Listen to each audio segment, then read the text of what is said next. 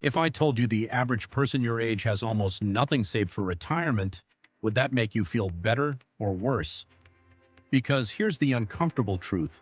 Nearly 3 out of 10 Americans have $0 saved for retirement. Zero. And even the ones who do have savings? Most are way behind where they think they are. Today I'm going to show you exactly what the average American has saved at every age, 20s, 30s, 40s, 50s, 60s, using real Federal Reserve data. And by the end of this video, you'll know exactly where you stand, and more importantly, what to do about it. Let's get into it.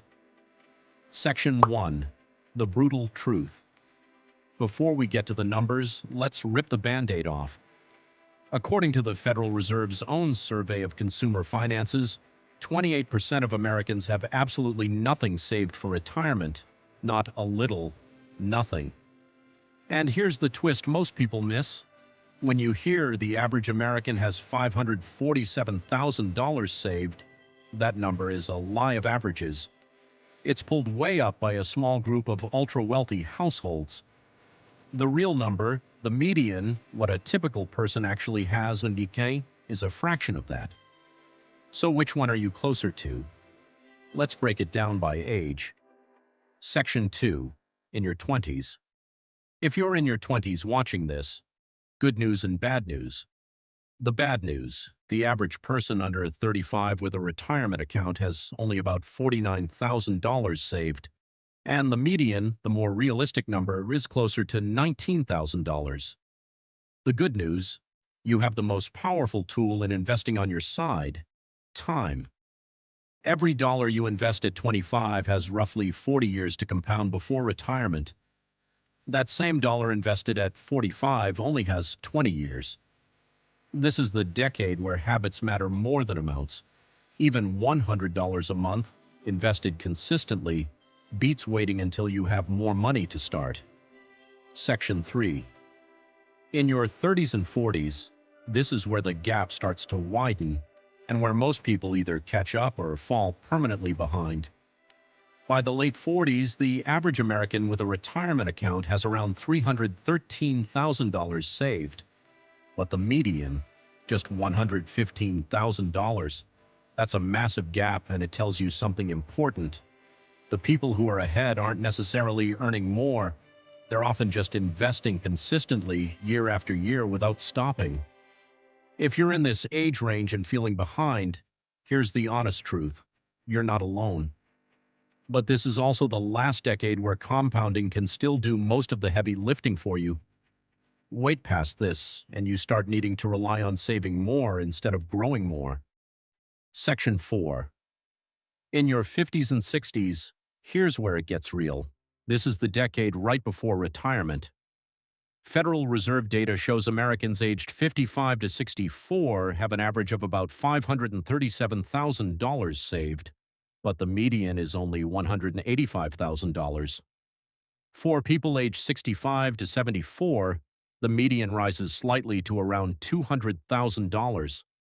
Think about that for a second. Financial experts often recommend having 8 to 10 times your salary saved by the time you retire. Most Americans are nowhere close to that benchmark. This is exactly why so many retirees end up depending almost entirely on Social Security, which was only ever designed to be a supplement, not a full retirement plan. Section 5.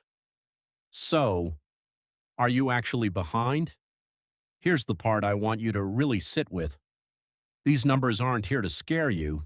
They're here to show you something most people never realize. The average American is not a high bar. Being ahead of average doesn't take luck, a huge salary, or perfect timing in the market.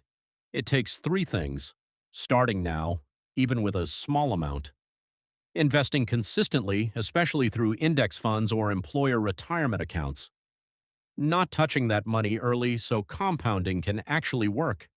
That's it. That's the entire difference between the people in the average column and the people ahead of it. Section 6. What to actually do this week. If you've made it this far, here's your action plan. Simple, no jargon. Check if your employer offers a 401k match. If they do, that's free money. Contribute at least enough to get the full match. If you don't have access to a 401k, open a Roth IRA. You can start with almost any amount. Automate it.